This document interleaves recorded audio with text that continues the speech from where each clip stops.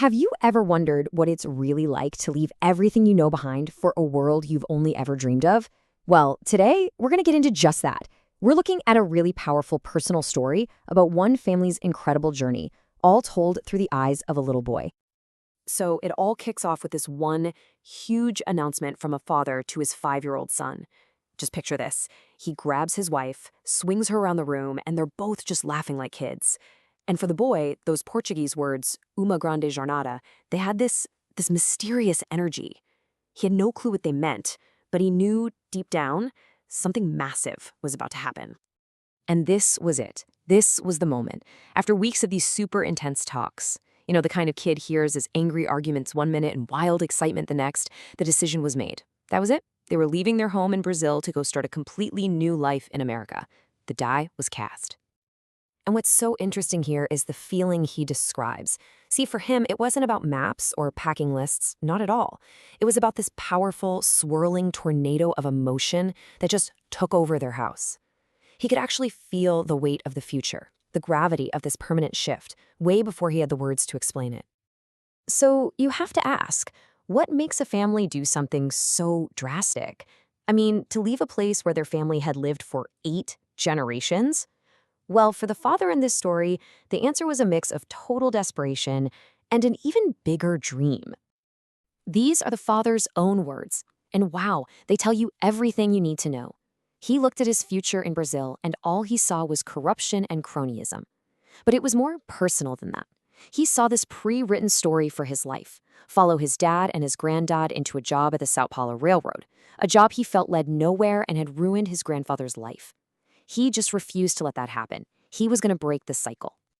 And this really lays out that internal battle he was having, right?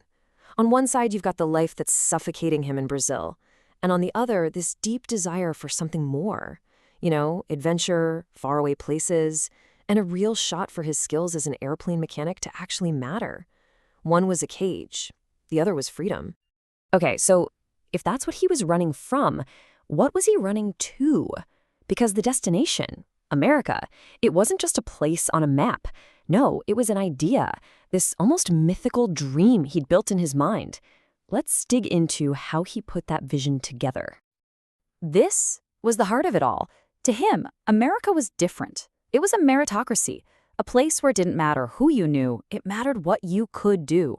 It was all about your own talent and how hard you were willing to work. It was a place where, as he always said, great things were possible. His idea of America was kind of like a mosaic, pieced together from all these different things that just captured his imagination. He talked about heroes like Dr. Jonas Salk, who he saw as this guy who single-handedly saved millions of kids.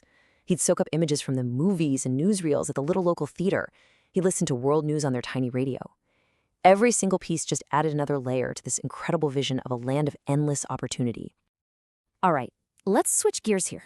We've heard all about the father's big philosophical dream, but what was all this actually like for the 5-year-old boy living through it? For him, this whole journey was about what he could see and touch, and sometimes what he was really, really afraid of. Because his dad was an airplane mechanic, this kid grew up loving airports. But to him, they weren't just buildings, they were gateways to other worlds.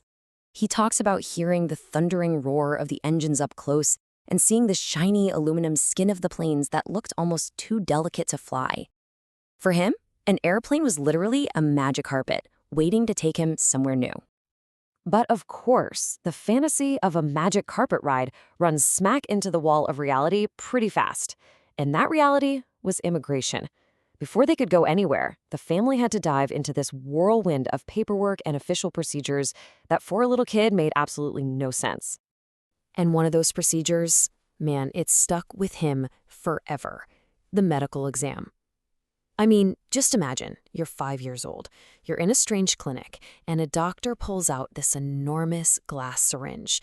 The second that needle goes in and you see your own bright red blood bubbling up into the tube, he just lost it, started crying uncontrollably.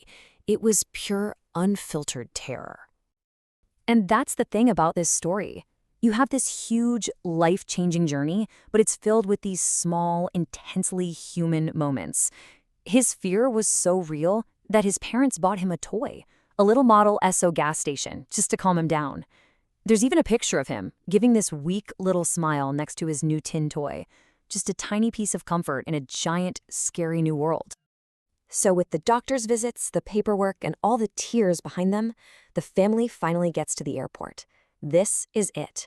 They are literally standing on the line separating their past from their future. And I just love the way the narrator describes this. He says the airplane wasn't just a machine to get from point A to point B, it was a vehicle for transformation. You walk up those stairs, you step through that door, and it closes behind you, sealing you off from everything you've ever known. When that door opens again, you're in another world. Nothing is the same. So they get on the plane. The engines start to roar. The magic carpet is finally ready for takeoff. They're on their grande jornada, fueled by a father's hope and a child's wonder.